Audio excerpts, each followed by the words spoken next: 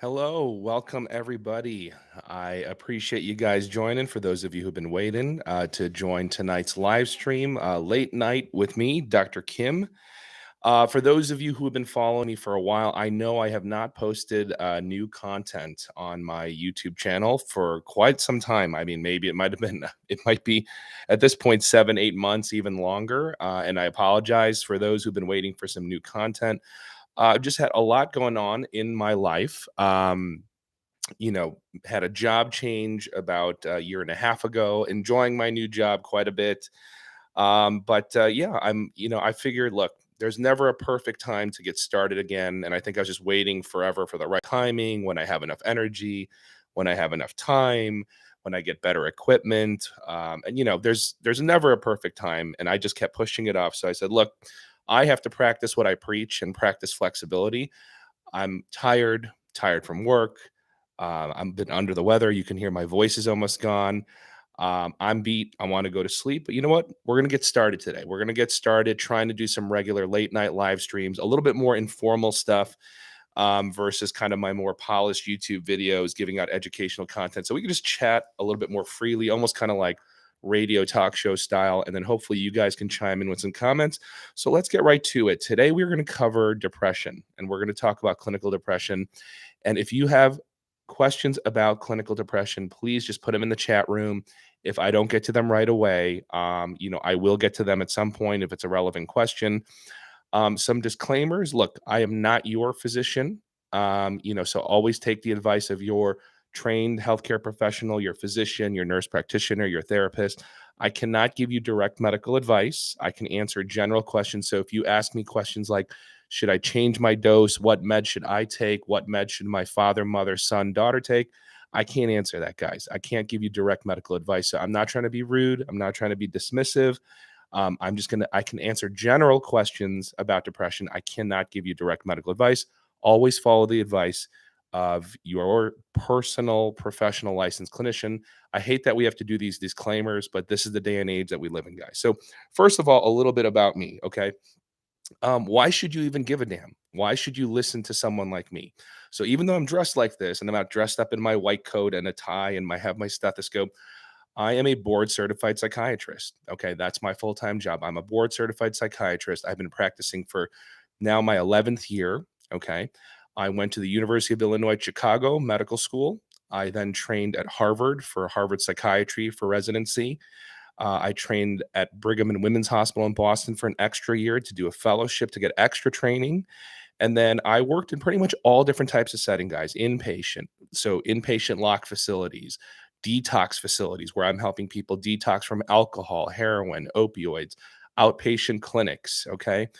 I've also worked, now I work in telehealth. I'm seeing patients across the country in all 50 states. I have 50 licenses, 51 licenses, including Washington, D.C., seeing people in telehealth. So I've seen people in all different types of medium.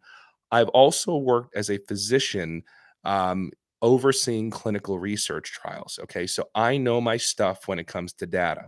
All right. I don't know everything. I'm not a freaking genius. I'm just saying I probably know more than your average psychiatrist because I actually worked in conducting drug development clinical trials. And I'm the guy who puts those annoying fine print things in those side effect sheets that you pick up at the pharmacy. Okay. So if there was a psychiatric medication that was FDA approved in the last 5 or 6 years from postpartum depression, major depressive disorder, bipolar disorder, I was likely involved in those clinical trials. Okay. I oversaw over 100 clinical trials as an overseeing physician. So trust me when I say I want to bring to you balanced information, guys. There's so much crap here on the internet, so much crap on Reddit and Google and all these places. It's hard to make sense of what's real and what's not. Okay.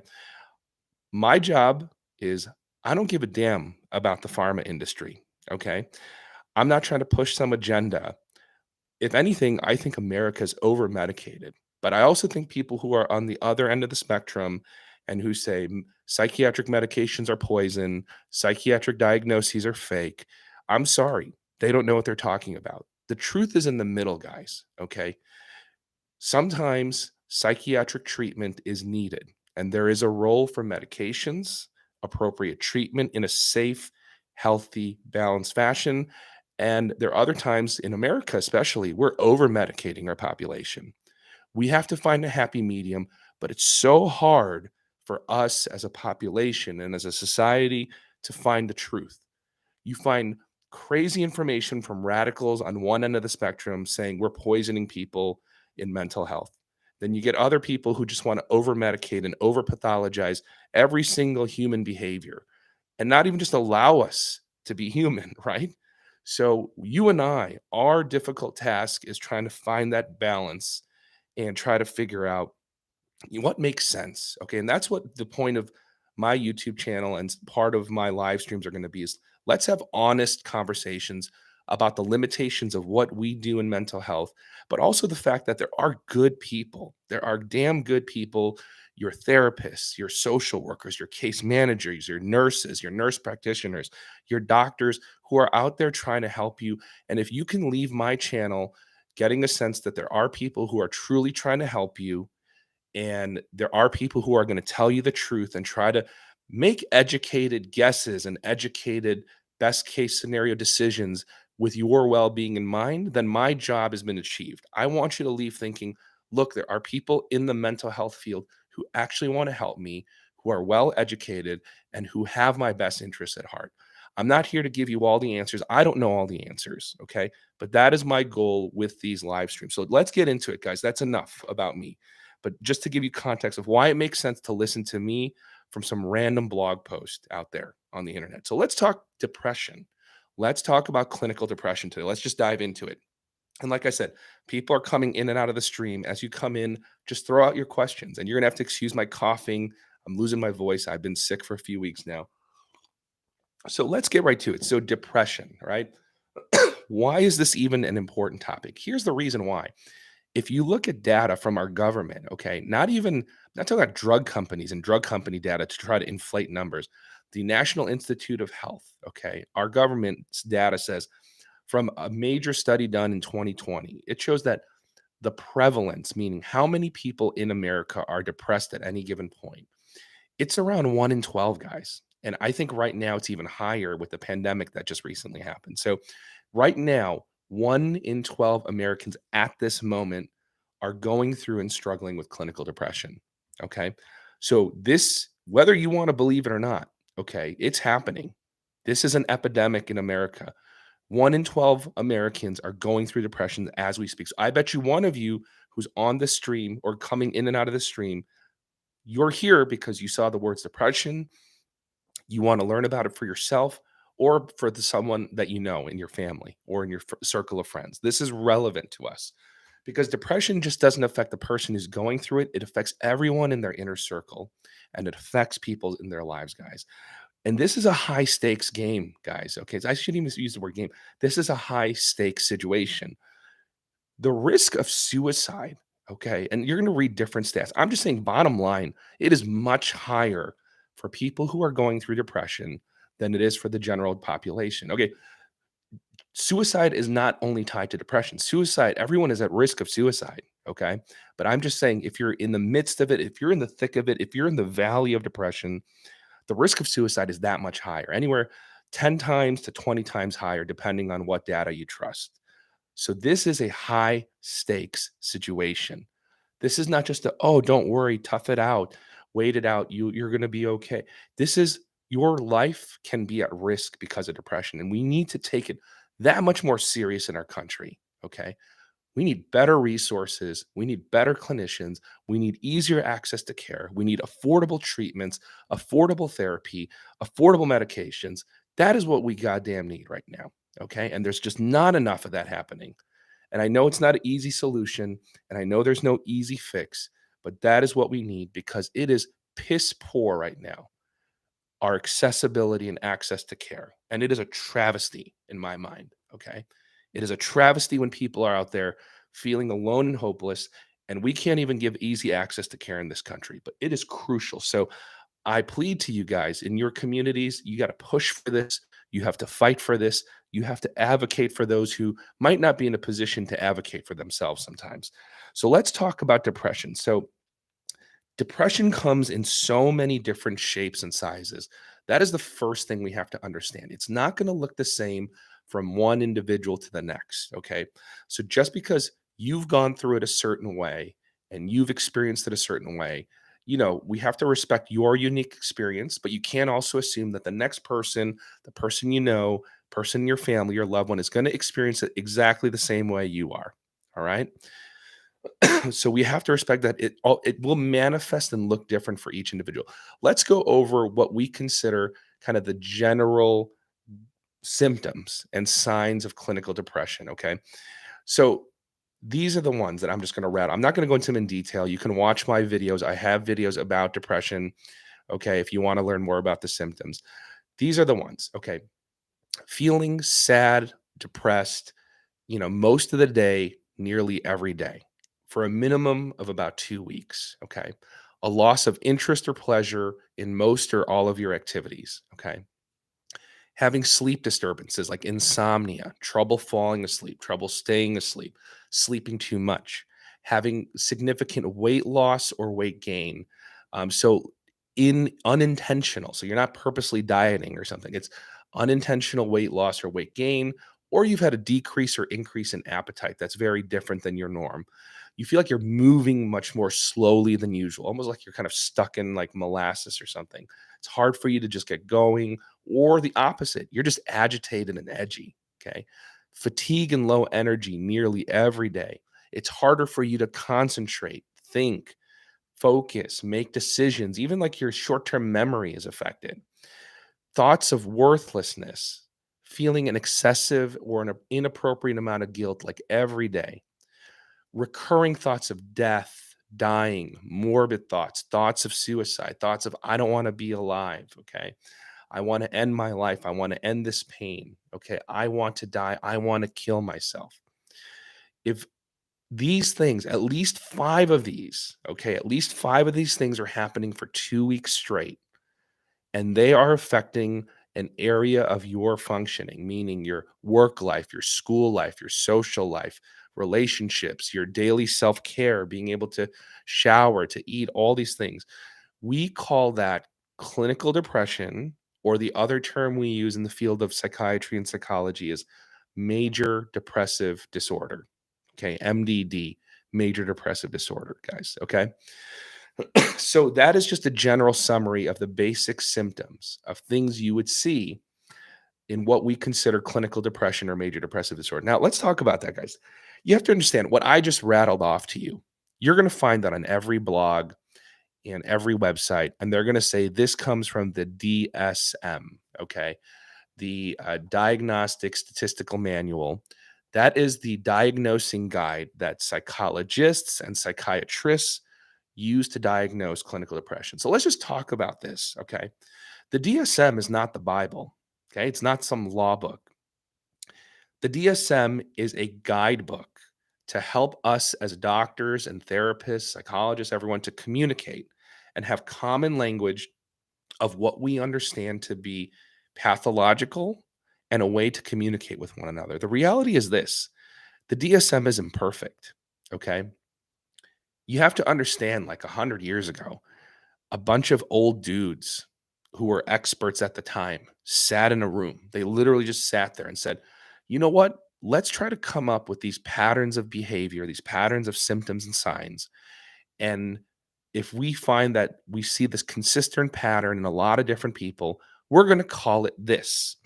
And for depression, they said, look, if you have these things, we're going to call it clinical depression. Back in the day, they didn't actually call it major depressive disorder. They actually called it pseudo dementia, and they had a different term for it, but I'm translating. They called it pseudo dementia because they said people who got so utterly depressed, they had a hard time functioning, focusing, concentrating. And you know what the weird part is? They were actually onto something, because now the latest theory is we actually believe that some inflammation occurs with chronic depression that actually affects some of the areas, the hippocampus on both sides of your brain. That is an area that's involved with concentration and working memory. So it's fascinating that even before they had the luxury of brain scans and stuff, they used to call it pseudo dementia. That was their actual term for clinical depression back in the day. But what I'm getting to the point of is, that was a tangent, guys, is A bunch of old men sat in a room and they said, if you have enough of these symptoms, we're going to call it clinical depression. And we've still kind of carried this over. Now, it's not as simple as that. We've done a lot of research to kind of refine the symptoms, to prove the validity. It's reproducible. It seems to be consistent. Okay. But at the same time, we also have to understand there is no definitive test. This part I want to be clear because I want to advocate for you people in the public. Okay. If there is anyone out there, okay, a clinic in your community, some private practice or someone who's trying to sell you on something, say, hey, come to our clinic. We have this brain scan. Okay. We can measure your brain waves with these little sticky leads on your head. And these brain waves will diagnose whether you have depression or not, whether you have bipolar or not, whether you have PTSD or not. Okay. Hey, what's up, Matt? Thanks, Matt. Yeah, no, it's good to be back, man. Appreciate you joining. Um, you know, there's other people who say we have these special brain scans. We have these sophisticated imaging technology. We could see what parts of your brain are using oxygen more than others or using more sugar than others, what lights up more than others. And we're going to see these light patterns and we're going to tell if you have major depression or not, whether you have bipolar or not, PTSD or not, OCD or not, blah, blah, blah. I'm telling you right now, guys, I want you to be careful. Okay. Those things, I'm not saying that there's no merit to them. Okay. And trust me, there's some huge chain clinics out there. Okay.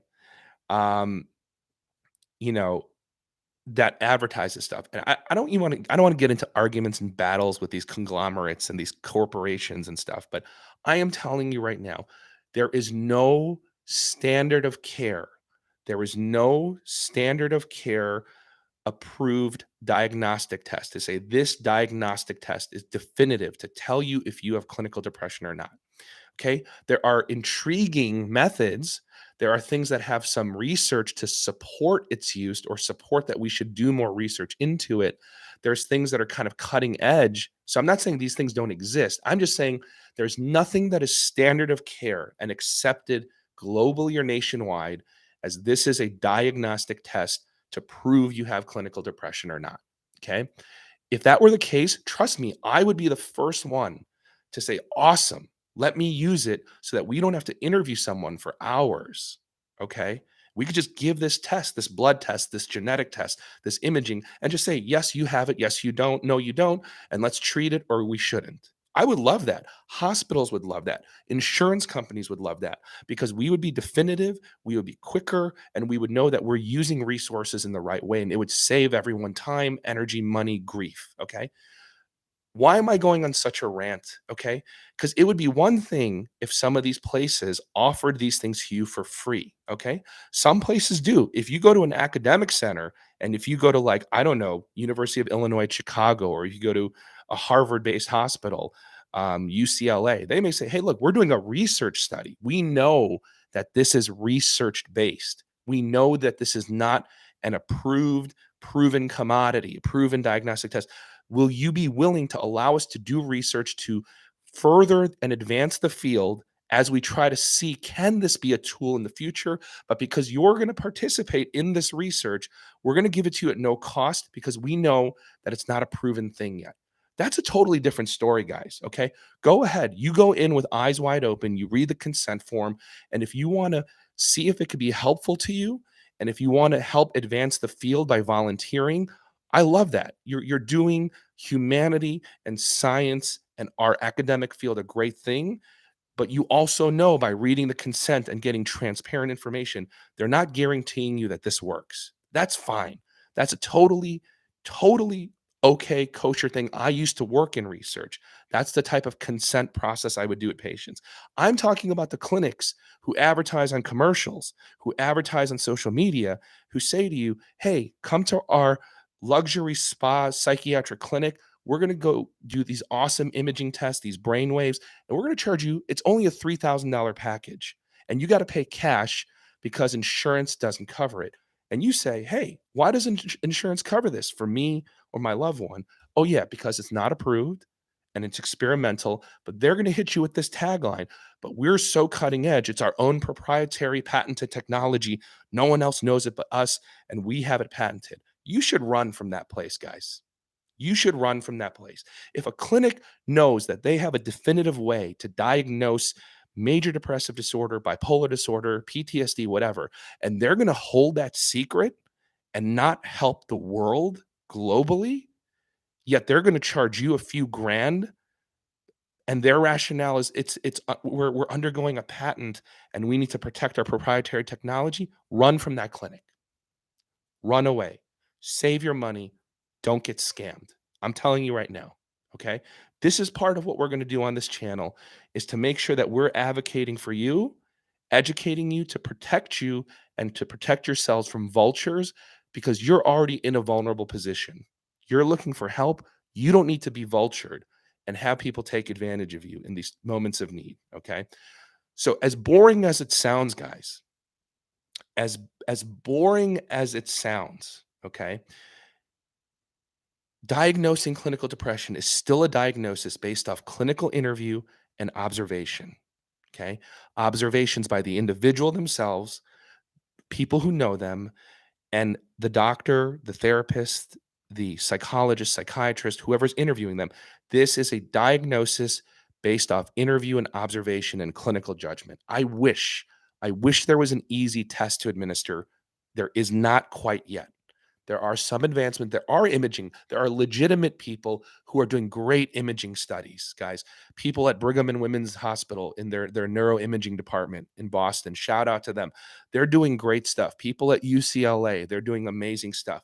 We're just not quite there. We're getting closer, but not quite there. So just wanted to warn you if people are trying to rip you off and pay absurd sums of money for these tests, okay? Don't do it.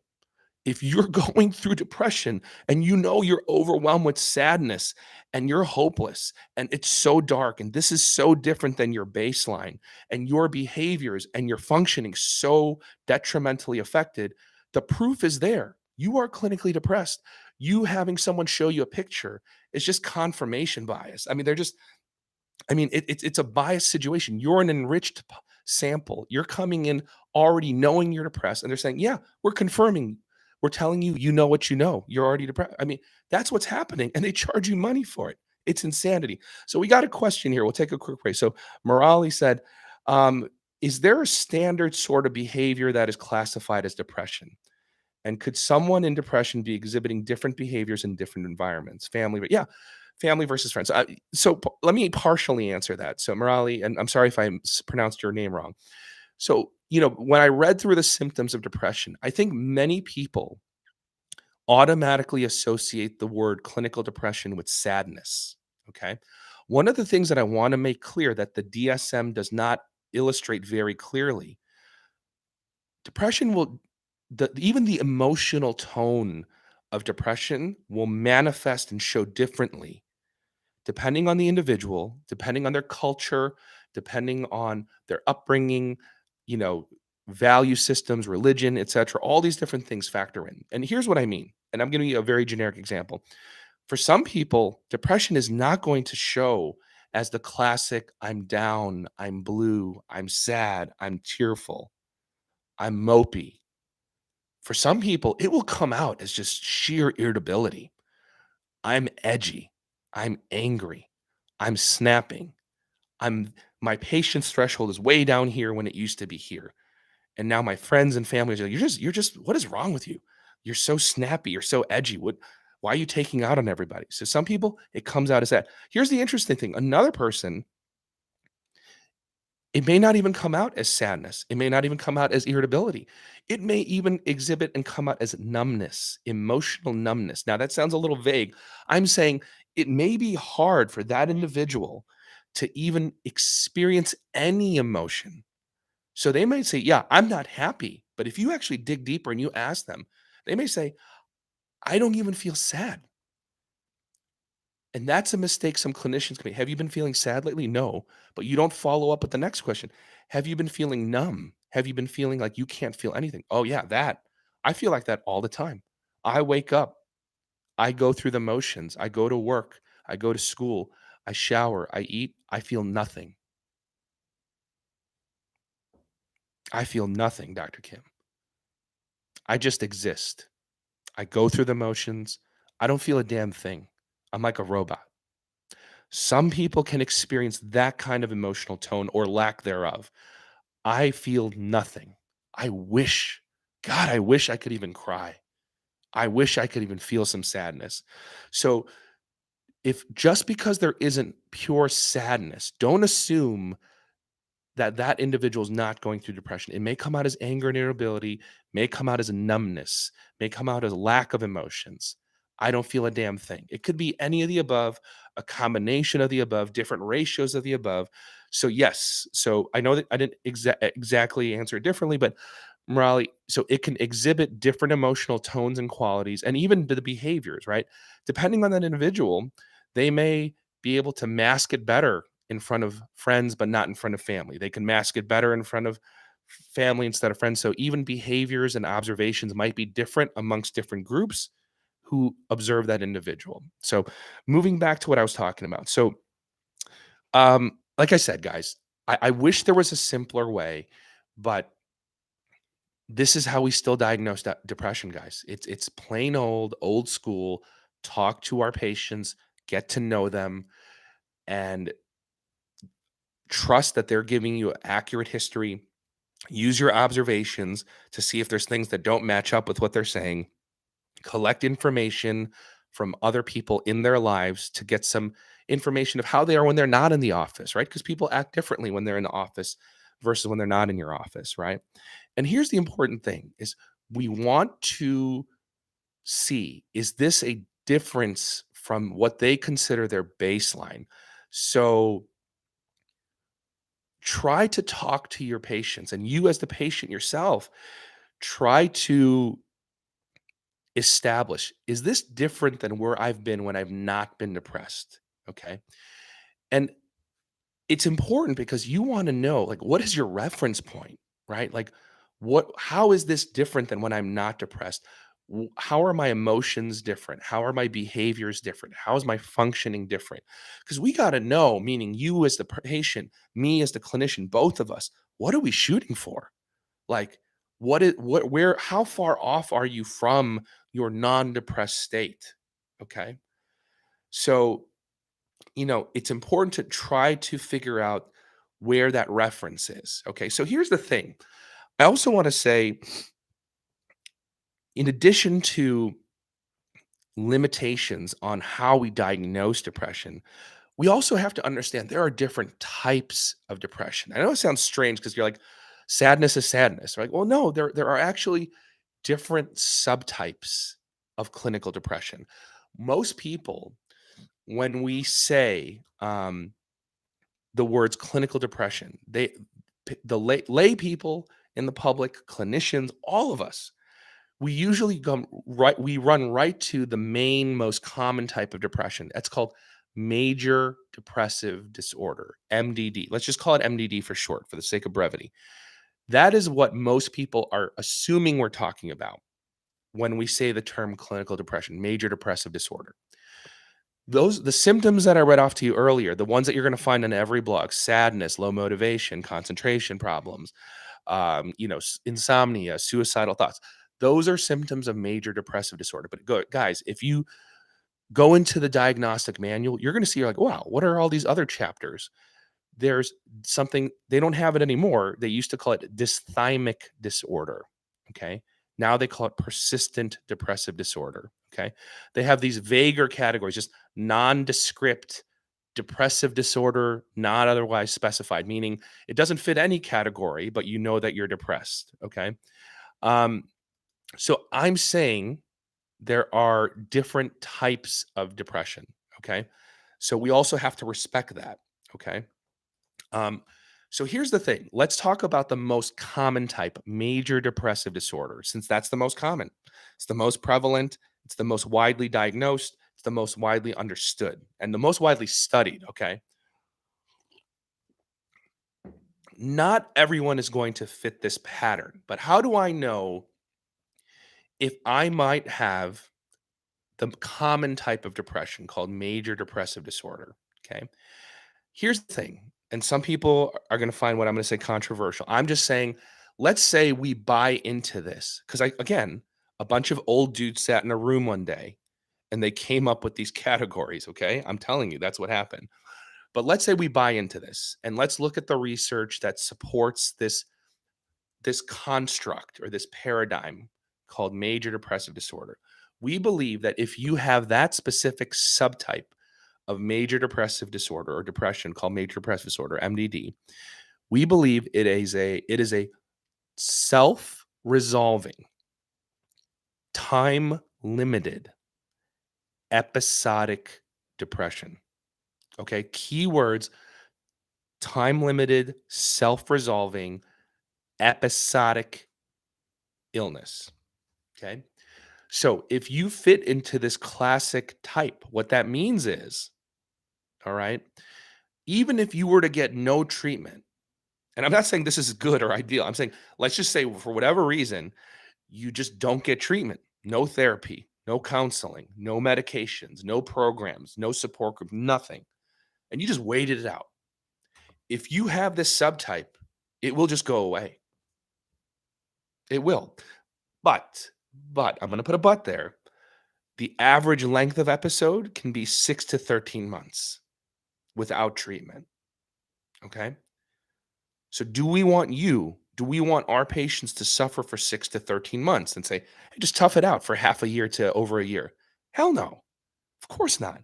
When you're going through I've been through depression, okay? Trust me, if you've been there and if you know what I'm talking about, one day can feel like an eternity sometimes, guys, right? One week can feel like forever. You're like, this day is never going to end. I just want to get to sleep and escape this depression, right? Look, I'm getting tearful even just thinking about when I used to be depressed. So I'm telling you, when you tell a patient, hey, don't worry, this is an episodic illness and it's self resolving. You just got to wait maybe 6 to 13 months. You got to be joking me, right? So, of course, this is why we don't do that. We intervene and we say, we got to do something. We got to do some lifestyle changes. We got to change your stress level somehow. We got to do some therapy. We got to do some meds. We got to do all of the above. We got to do some programs. You got to be in a hospital, whatever. But we got to do something because we don't want you to wait and suffer for 6 to 13 months. That's just crazy. Okay? But you should have breaks. And there should be windows of time where the depression is gone. And not that you're going to be in utopia and you're skipping. I'm saying you are back to what you consider your non-depressed baseline. And that should happen if it is MDD, because we believe that particular type or subtype is an episodic illness. Okay. Now, so what happens if, yes, Rhonda. Rhonda said one bad day can feel like a year. Yeah, I know, Rhonda. I know. I know. And it's rough. And it's rough. And if you're in a bad spot, I hope that you can find and continue to hold on to hope. Okay. And, just really try to find ways to feed your motivation, feed the motivation to keep pushing. And I know what you mean.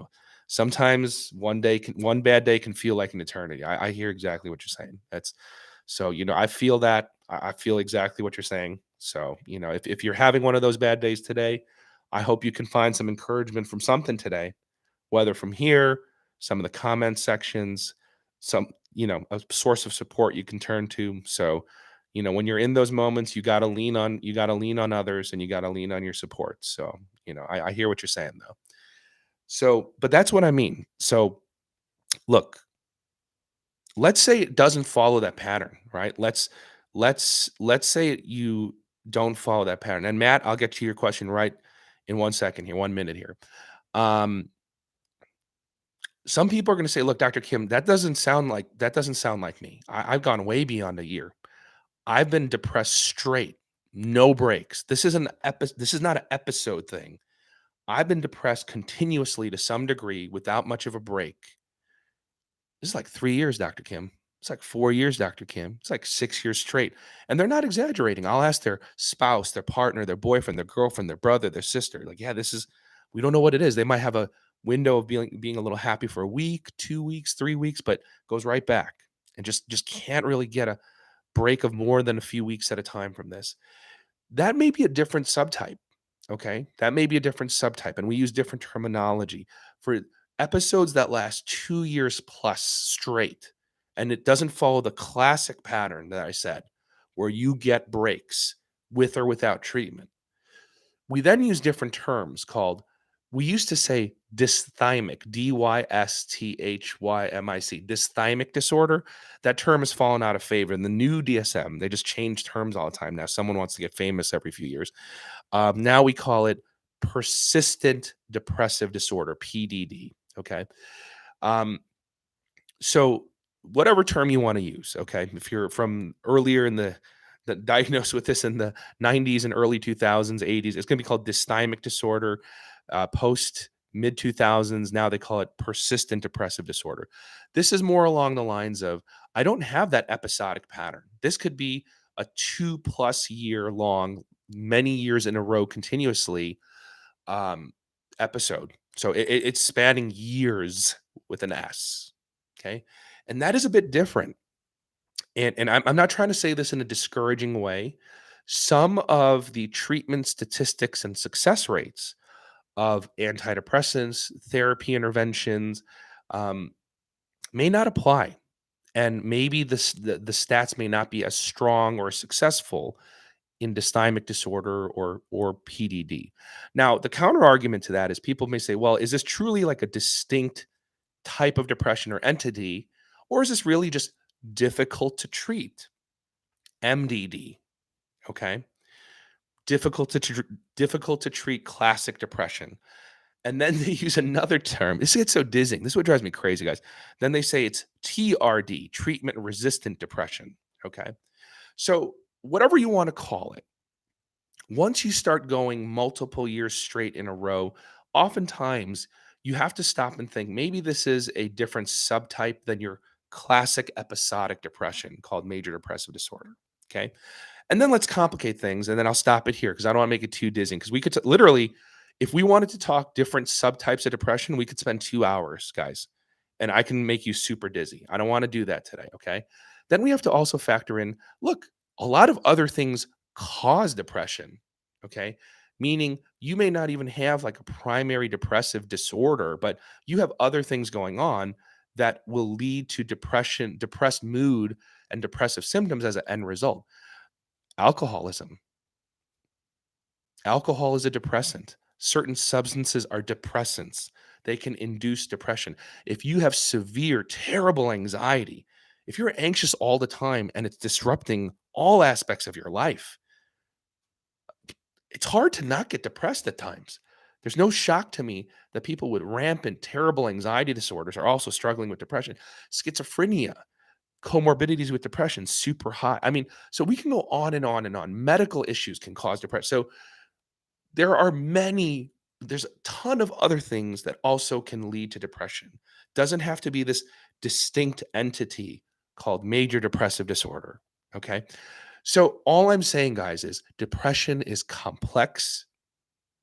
We can't use a one size fits all approach and plug and play a generic formula of how to diagnose it or saying this is why someone has it. What do we need to do? Me as a clinician, other colleagues of mine, we need to listen. We need to listen. We need to investigate. We need to have a curious mind. And we need to figure out how to help you as an individual, as a unique individual. And everyone's treatment plan has got to be somewhat different for the most part. Okay. I know that we use similar meds for similar people, but it's going to be different doses, maybe combined with different things. Maybe you don't need meds and you need a therapy approach, all these different things, guys. Okay. But we need to treat everyone as an individual, look at every unique situation, take in all the unique factors, and individualize plans for each person. Can't just plug and play some checklist. Oh, depressed, low motivation, this, that. Okay, well, you got this. Here's your Prozac. No, okay. It's not as simple as that. Maybe some clinicians make it seem as simple as that, but it's not as simple as that. We are complex, complicated beings. That's what makes us wonderful. And that's what makes us so frustrating sometimes. And it's hard to figure us out. Okay. Um, Oh, yeah. Let me ban the spammer. Oh, my goodness. Got people spamming links here. I love this stuff. Okay.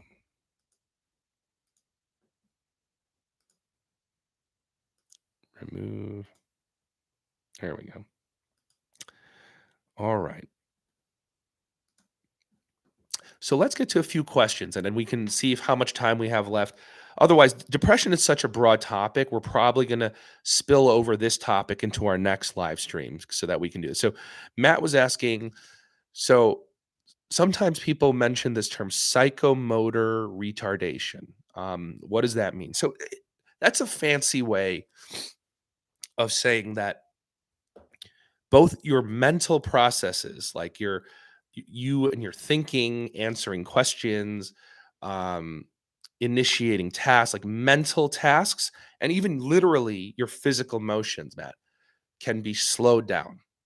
So whether you yourself is noticing it or people around you who know you, they might say, "Hey, I was asking Matt a question and there was this long delay."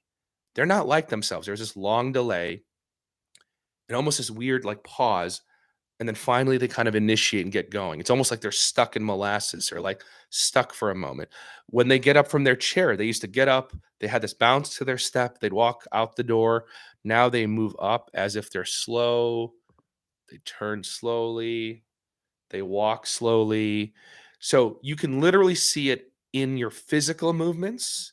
There could be this kind of, intangible aspect of observing it with like thought processes, initiating your speech, how slow it is to initiate a task. So it's a combination. That's why they call psycho, meaning like the mental aspect, and motor, your actual literal physical movement. So if you just feel slowed down or people are observing, you're kind of slow to initiate, literally slowed in the actual actions, movement, behavior.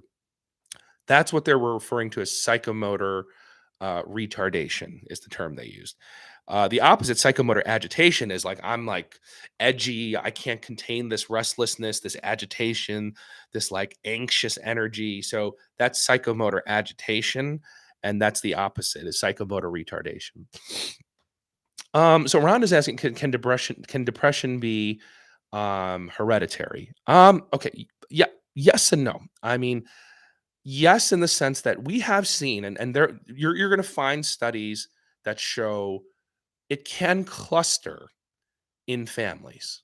Okay, um, so there's some evidence, even from certain studies with twins, studies with family clusters, that show like there can be some evidence to say maybe there is a genetic component. Okay, and you will find journals that support this. Okay, but at the same time, Rhonda, at the same time, we still have not identified like a gene, let's say, a specific gene. Like this is the one gene, this is the one chromosome part, like that causes you to have depression or not have depression. So that's not the case. So it's not as basic as that. It's not as simple as that. It's not as cookie cutter, cut and dry as that. So right now, what we can say is if there seems to be, you know, especially like first degree relatives, like parents, siblings who have clinical depression, your risk is probably higher. Statistically, it's probably higher than the general population of someone who doesn't have family members who might have that going on. Okay. But I want to be clear that does not guarantee that you will go through clinical depression. Okay. Doesn't. It doesn't guarantee it. And here's the other thing, go back to what I said. If you joined kind of late on this live stream, clinical depression is so common. Like I said, prevalence. So the term prevalence means how many people at this moment are literally going through it. Right now, the prevalence is 1 in 12. Okay. 1 out of 12 people in America are going through depression as we speak. So statistically, the chances that you at some point, whether you have family members or not, going through depression, you will probably have a decent chance that you'll go through an episode once in your life. Okay. So then it kind of raises the question, right? Knowing that you have a good chance that you might go through one at some point in your life. Um, Are we just kind of creating these self-fulfilling prophecies saying, well, I had a mother who had depression and a father who had depression and a cousin who had depression, so it must be hereditary. Or it's the fact that it's so prevalent and so common that we're very likely to find many families where it's clustered because many people will just get it, right? I mean, so you can look at it from both angles. But if you said right now, if you asked most researchers and people as a general consensus in the field, yes, if you have family members, especially close direct relatives, probably is a higher risk that you might have it. But that's it. Risk doesn't mean guarantee. So hopefully that answers it to some degree. So like I said, if there's no definitive answer, I'm not going to give you BS. I'm going to tell you what we know, what we don't know, what we're not sure about. I mean, that's the whole point of why I want to do this stuff with the live streams, guys. So, okay. So, last few things. All right. We're about 45 minutes deep. I want to keep these live streams about 45 minutes to an hour. So, I don't want to open up a can of worms. We're not going to dive into antidepressants and medications for that. Okay. Um, so, what I want to talk about is, what is a very kind of reasonable step one. Okay. And I think honestly this is underutilized in America is counseling and therapy. Counseling and therapy, guys. Okay. If you look at our literature, so let's talk about the most common type of depression, major depressive disorder. Okay. If you look at our treatment guidelines, okay, if you really dig deep in the evidence, you will find that there is and I want to be clear, not every therapy, okay? And I know some people are going to give me flack for this, okay? But I'm being serious. I do stuff based off evidence, okay? I don't do stuff based off gut, based off anecdotes, evidence. Almost most therapies out there are helpful and supportive and therapeutic, meaning they're there to support the patient and they're there to be therapeutic and helpful. That doesn't mean it's an effective treatment. And I want to be crystal clear. There's a difference in those terms. Something being supportive, helpful, therapeutic versus this is actually an evidence based treatment for a disorder. Okay. One of the best and most effective therapies to effectively treat, and get rid of a clinical depressive episode is cognitive behavioral therapy. CBT, cognitive behavioral therapy. Okay. Not every therapy is created equally, guys. Okay. Not every therapy is created equally. Cognitive behavioral therapy has been a proven type of therapy and methodology for now over half a century, guys. Okay. I don't even know why we waste money anymore doing research on it. It's like 50, 60 years of this. We've just shown over and over every year, hundreds of studies. This is an effective form of treatment for clinical depression, for generalized anxiety disorder, for panic disorder, for OCD, and other disorders that we're not even talking about. Even like eating disorders is very effective. CBT is a primary first line recommendation to treat depression. Some other countries that have nationalized healthcare, they use this way more effectively than we do. Okay. It's a travesty that we don't have easier access to CBT therapy and well trained CBT therapists to perform this in the community for patients who are going through depression and anxiety issues, because this can be as effective as prescription grade antidepressants. I'm a prescriber. I worked in drug development. I've done clinical trials overseeing difficult to treat depression. I am telling you, you find a well trained cognitive behavioral therapist, you are motivated as a patient, you invest in it. It takes about 15 sessions, 12 to 15 sessions, meaning once a week. That translates to what? I can't even do math. I'm so tired right now. We're talking about 4 months, right? That's a long investment. I understand that. But that's a non medicinal way to treat clinical depression effectively. Okay. So let me give you a real quick primer. I'm going to do it in justice, guys. So go look it up. Go look up cognitive behavioral therapy. Here is the basic premise of what CBT is about. Okay. And when you hear it, you're going to say, no, duh, Dr. Kim. Makes sense. How could that not work? And my response is going to be exactly. That's why it is effective and that's why it works. So the principle is, right, when you are depressed, your thoughts, your actions, your feelings, they're all interconnected. And if they are distorted by depression, all of the above is going to get affected, right? Let me give you an example, right? Let's say I'm going through a bad episode of depression right now. Okay, I'm in a dark spot, I'm in the valley. I'm going to say the way I view myself, my past, my future, my situation, it's going to be with seen through a cloud, a veil of depression. Everything's going to be a little distorted. I'm going to say, look, nothing has ever worked out for me, right? So I'm distorting my past. Nothing ever works for me. Life always pinpoints me and screws me. Nothing's ever going to work. Look at my situation. It's hopeless. My relationships suck. My situation sucks. My bills are piling up. I suck. I'm a failure. I'm hopeless. I look at the future and I say, what's the point? Nothing's ever going to work out. Look, my track record showed it. Everything sucked. Everything's going to suck. What's the point? So now what's going to happen is my distortions on a daily basis go up and up and up and up and get that much more intense. And I have that much more conviction in them. Let me run through an example. I'm going through depression, and then I get a text message from my good friend. A couple of them say, "Hey, let's go out. We haven't seen you in a while. We just want to see you, man. What's going on?" And I said, "Okay." So part of me says, the healthy part of me says, "Yeah, I should, because you know what? I've been isolating. I've been cooped up. I should go see them. It's probably going to cheer me up. It's probably good for me to get some fresh air, right?" And then my distortions kick in. You know what? Man, they're going to be like, "Where have you been?"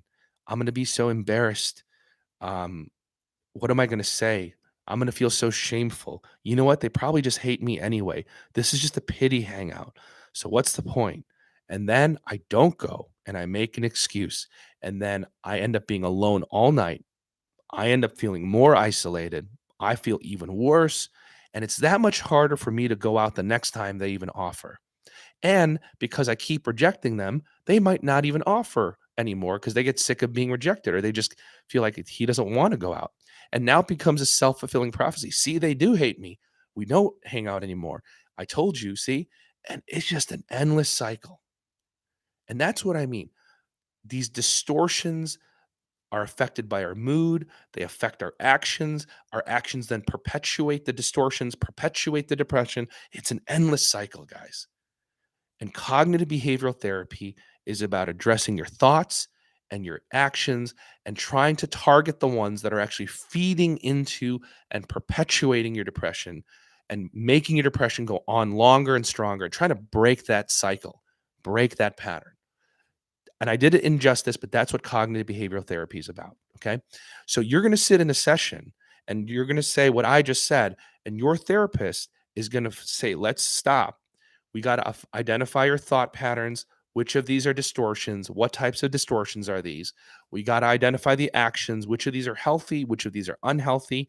How do we break the habits with the unhealthy ones? And here's the thing, guys, that therapist has to know you well enough and get to know you and be skilled enough to know, how hard do I have to push you to get you out of your comfort zone, to make you uncomfortable. There are times in CBT where you will feel discomfort and you'll feel like, hey, they're pushing me a little too hard. I feel like this is uncomfortable. I feel even a little worse. As long as they know what that balance is, they shouldn't be pushing so hard that you get overwhelmed. But if you're not uncomfortable during some sessions or after some sessions, when you're assigned some homework, that's a problem too. It takes a skillful therapist to know how hard to push and what's enough, but not so much that it becomes overwhelming and detrimental to you. And you just keep working. Okay. You just keep working session after session, working through these cognitions and these actions and systematically more and more tackling these to the point where eventually you can do them without the therapist on your own in real time. Challenge these distortions in real time. Change your actions in real time. That at some point you almost just you basically become your own in real time CBT therapist basically. That's the point. This isn't meant to be a forever therapy. This is meant to be effective in a few months, and then maybe you do some maintenance treatment. But this can truly be effective in a 3 to 4 month time span, guys. And studies have proven this. I'm a prescriber telling you this is proven, this is known fact. CBT can be effective. Okay. Here's the problem, right? It's not easily accessible sometimes because of how our healthcare system's set up. If you have insurance, you should be able to find this. Okay. If you don't have insurance, it could be tough sometimes. You're going to have to go community mental health center, probably try to sign up for Medicaid through your state, then go to a Medicaid clinic. And that may be a long process, but it's worth it because you're worth it. And you got to fight and scrape and scrap to get access to care any way you can. Okay.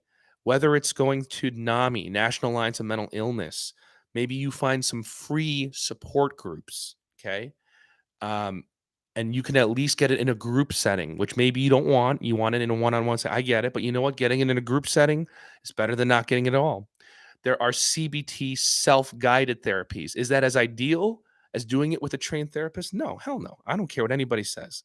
Okay. If it were that simple, we could just hand out computer programs and websites that do self-guided CBT. We would have cured depression and we would have stamped out this epidemic already.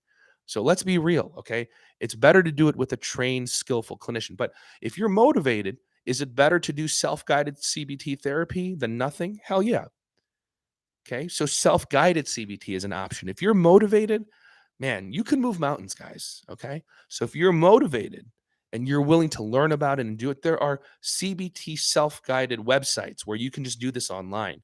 You could do it with the CBT workbook, a self guided workbook on your own. Okay.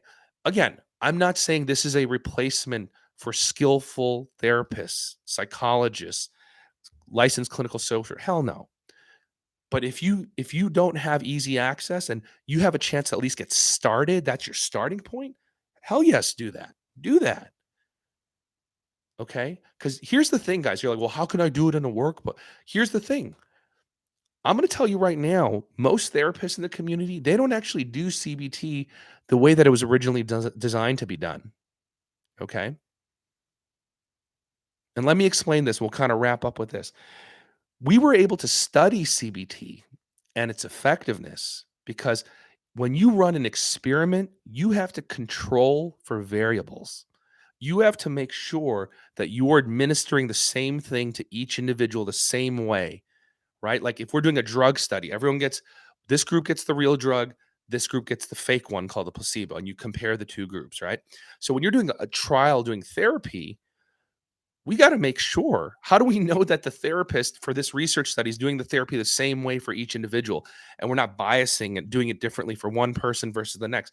You know how we were able to do that for CBT? CBT is very different than like Freudian psychoanalysis. Okay. Freudian psychoanalysis is notoriously hard to study because it's like, tell me about your dreams and tell me about your fantasies and let me interpret the symbols in your dream and let me try to interpret and make an individual interpretation of your inner conflicts. And I'm doing it in injustice, guys. Okay. But what I'm saying is, Freudian psychotherapy is so individually dependent and individual therapist based that you're going to get so much variability in every session with every single uh, therapist patient combination.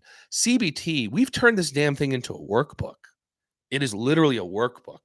And in clinical research studies, that's how it was administered. Okay. That's how it was administered. Here's chapter one.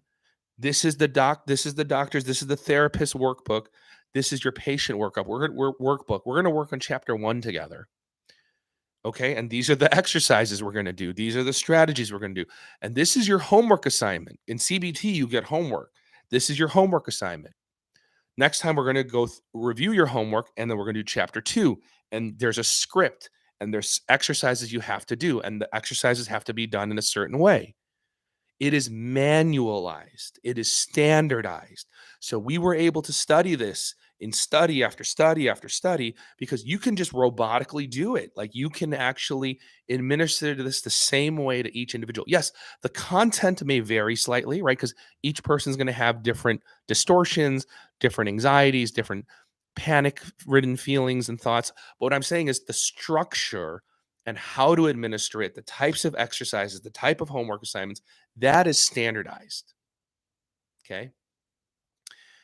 And that's why, if in a pinch, you can also do it in this manualized workbook structured fashion. There are computer programs that will walk you through computer guided CBT. There are workbooks you could do chapter by chapter. Again, crystal clear, you're better doing it with a trained therapist, but you can at least get started on it on your own, even with these self guided means. Okay. And here's the thing, last comment on this is, like I said, a lot of clinicians in the community don't do it in this structured fashion. I actually think for some people you should. Some people need that structure, and you should do it in that regimented, dry fashion, just so you know you've done it the way it was meant to be administered. Okay. But I'll be clear, right? Most people don't do it that way for various reasons. Okay. Whether it's the clinician, whether it's the patient, they're like, God, this is so dry. It feels like I'm in school and I'm getting homework assignments and we're reading workbooks. I'm not paying you to be here to read a workbook together. And some people just don't like this. So, what a lot of clinicians do is that they will have a more informal style, and you'll be talking in kind of a informal talk, conversation, and the therapist will be skilled enough, hopefully if they're skilled, they will weave in elements of the cognitive behavioral therapy principles, the exercises, making you stop and look at your thought patterns. Let's identify these distortions for this argument that you just talked to me about. Let's stop and pause and incorporate some CBT exercises. So most therapists are going to do it this fashion, not this like, here's your workbook, here's my workbook. Some do. I actually don't think that's a bad thing, honestly, because that's how it was actually studied. But most will kind of weave in principles here and there. But as long as you know, and they're explicitly telling you, we're going to be incorporating CBT, I'm going to be weaving it in. Sometimes we're going to pause. We're going to explicitly do exercises. Other times it won't be so explicit, but we're doing it. Don't worry. We're always kind of in the mindset of doing CBT. Fine. That's fine. Okay. I don't have a problem with that. As long as you're doing something with CBT, that's going to be helpful. And I'm not saying CBT is the only therapy. There are other things that are evidence based as well, like interpersonal psychotherapy, all these different things that to treat depression. I'm just saying CBT has a very robust evidence base. You want to be doing evidence based therapies. Okay. So ask your therapist, is this an evidence based form of therapy? Some are evidence based treatments, effective treatments, others are not. I'm telling you right now, the one that has the most robust foundation of evidence to back its effectiveness is CBT for depression. And that's why you will find, go look at treatment algorithms. Go look at treatment algorithms from professional societies, from national healthcare systems like in the UK. It's called the NICE guidelines. National Institute Clinical Excellence, something like that. NICE in England, Great Britain. CBT is part of the standard treatment algorithm, guys. Okay.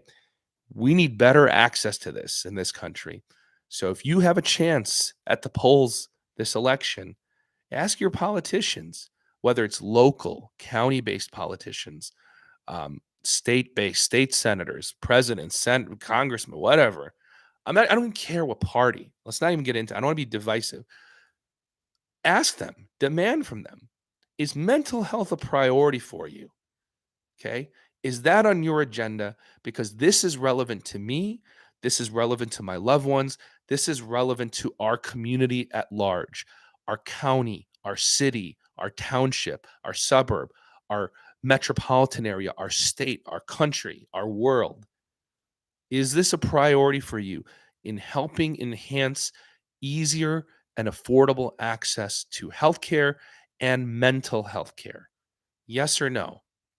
And hopefully that should be a factor in whoever you vote for. I don't care. Just make sure you're making an educated decision and ask them and hold them to it. Is that going to be a priority for you? Because, right now, there is a crisis in America, a mental health crisis, and resources are not easy to access sometimes. And it is super frustrating. Super frustrating for you, super frustrating for me to watch. Okay. Ask that. Ask that when you're talking to people in a few weeks. All right. Or next week, it sounds like. Um, so, Morali, let's answer yours and we'll wrap up after this. So, you're in Fort Worth. Okay, so you're in Fort Worth. Well, I'm wearing a Fort Worth hat. My company that I work for is based in Fort Worth. I'm in the Chicago area. So, um, if you're still on the line, yeah, it's hard. I mean, first, if you have insurance, and I hate that this is the way we have to do it. If you have insurance, okay, first you can. If it depends on your insurance company. If they're a good company and they have a good website, you should be able to navigate, and they should have options to filter, like select different types of clinicians, and filter like therapists, and see who's in your network, just to make sure you're going to see someone who's covered. You don't want to get a huge bill. And this is what I was referencing. This is what sucks about America, okay? We have great things about America. There's some things that suck. And it's our healthcare system is a mess, okay? It's not a simple nationalized system where you know what you're getting and what it costs, right? You got to make sure that the therapist you're going to see is covered and in your network. Because if they're not in your network, your insurance won't cover the majority of it. You're going to pay the bulk of it. Um, or you may pay the entire thing and it probably won't be cheap. So, one way you can do it is if your insurance company has a good website or if they have good customer support agents, like sometimes some insurance companies have what are called care navigators or resource navigators. Not all of them do. So, either calling and talking to a live person if they have such a resource or checking the website to filter for specific types of therapists, that's one way to do it. Let's say your insurance company website sucks or their customer service sucks. Another way you can do it, it's kind of backwards, is you may have to look for people on your own first who have the skill set that I'm talking about, and then check with them and your insurance, are they covered? And that could be a lot of legwork sometimes, but some people do it that way. So one place you can check, it's probably the easiest way. There are probably more filtered, better ways, but the easiest way is there's a website called Psychology Today. Let me double check. Well, I'm gonna go on a different browser here. Let me double check. I want to make sure I'm giving you the website.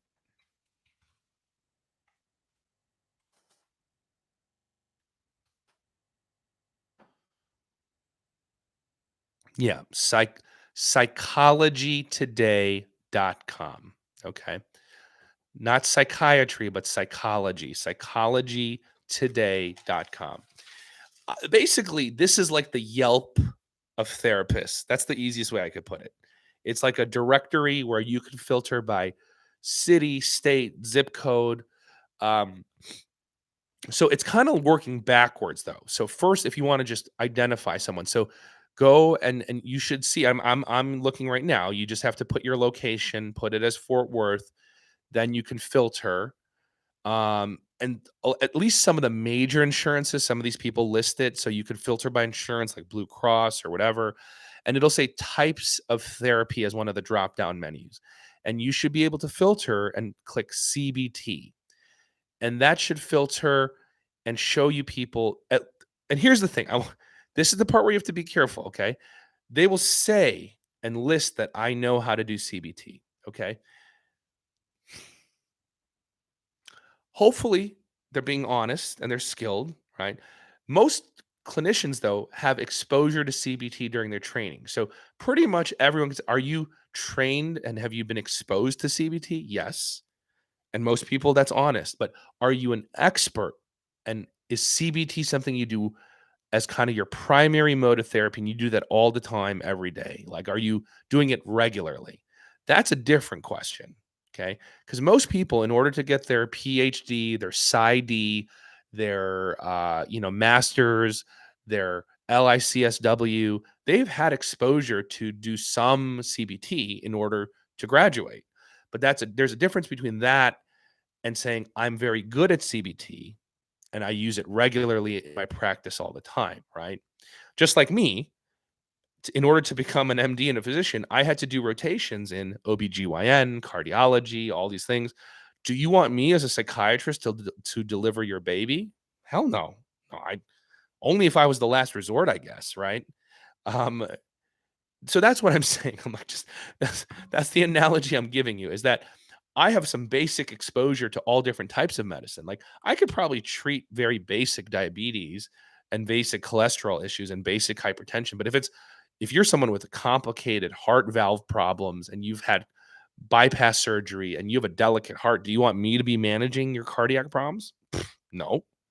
Same thing. That's all I'm saying is that you there is no problem. And I think patients need to be emboldened and empowered to ask their doctor or their therapist questions and say, "Hey, your profile says, you do CBT. I just want to make sure like is CBT like like a mode of therapy you regularly do? Like you feel very comfortable using this to treat depression and anxiety and that's something you incorporate principles of regularly?"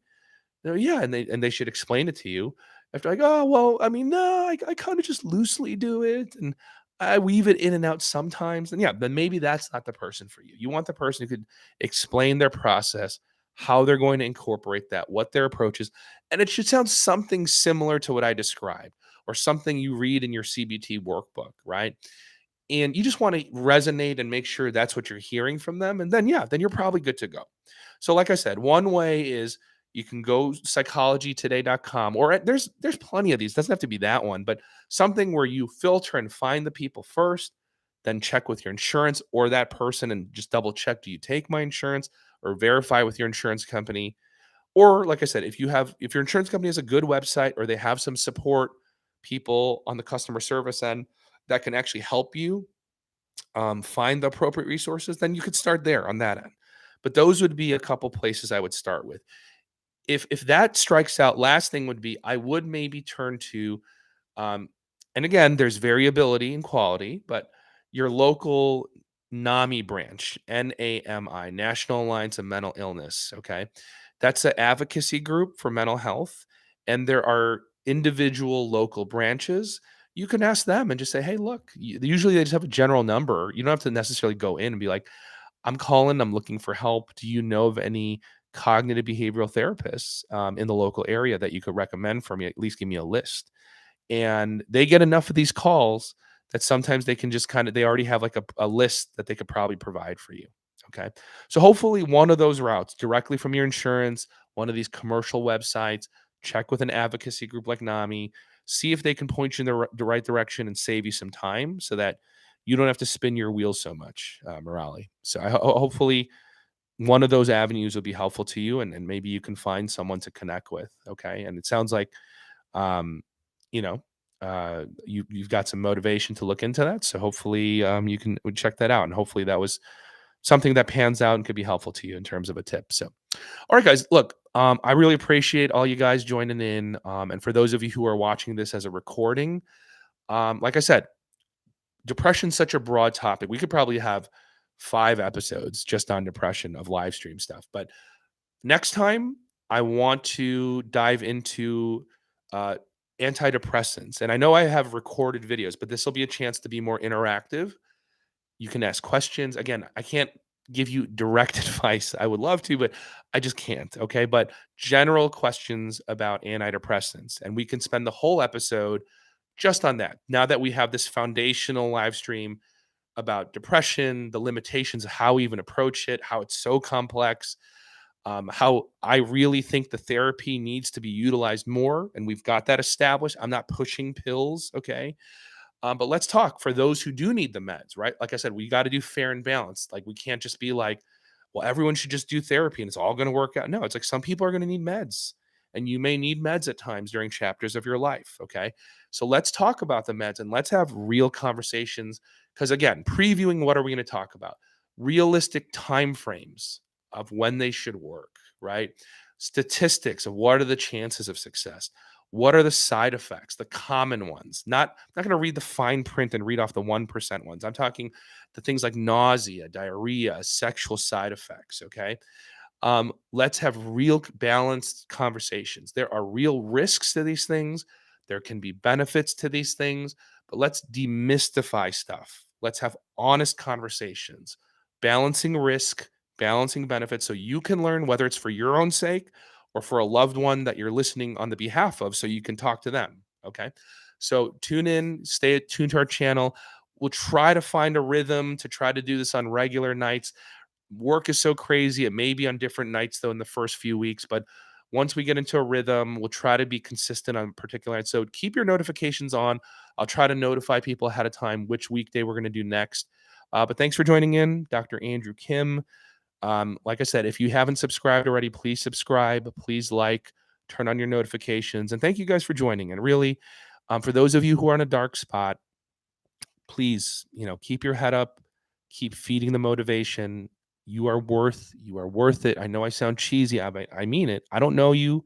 We're strangers, but human to human, like, look, I want you to be in a better place. I want you to be in a healthier place.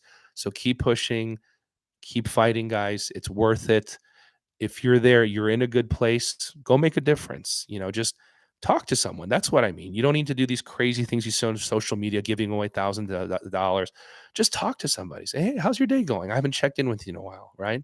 That in itself can make a difference. Go. So what if you're in a good place, go check in on somebody, see how they're doing. If you're in a rough spot, keep pushing, guys. Okay, keep fighting. So let's tune in next time. Let's just keep the conversation going, guys. I appreciate you all. Thank you again. Hope you all have a good night. Get some rest, everybody.